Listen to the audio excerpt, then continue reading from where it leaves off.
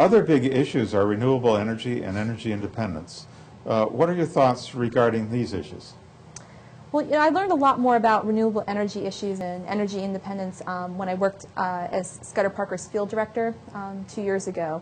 And although he did not win, he had some really great ideas coming out of his experience of Efficiency Vermont and his real, I think, vision work to look at the value of wind power and looking at other ways that we need to look into renewable sources of energy rather than relying on, Vermont Yankee or Hydro Quebec and places that really are not going to be very sustainable for much longer.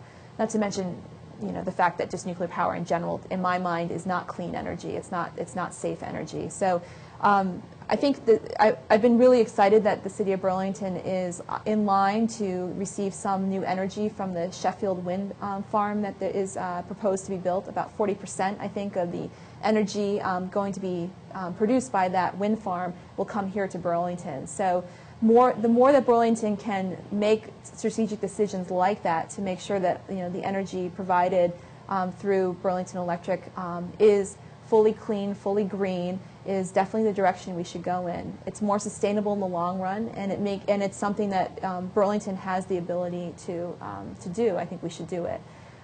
When I was hearing Bob the other night, apparently the dam in Winooski is also going to be up for sale fairly soon. So looking at how Burlington might be able to buy into that more local resource that would produce more power in a very renewable type of way, a sustainable way. I think those are all smart decisions to be made.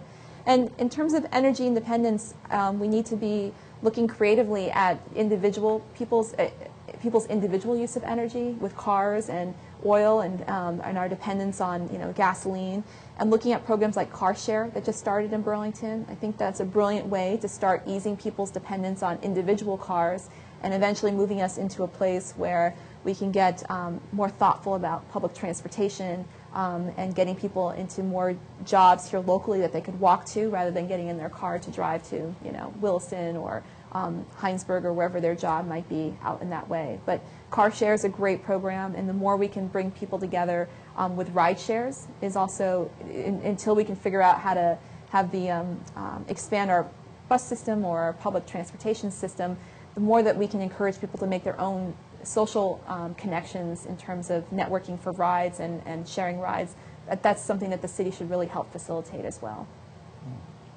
I also worked on Scudder's campaign 2 years ago, and he gave me a ride in his Prius. I was impressed that he was getting 50 miles to the gallon just driving around the city. Yep. So last fall I bought a Toyota Yaris, and now I get, when I drive to Montpelier, I get 40 miles to the gallon.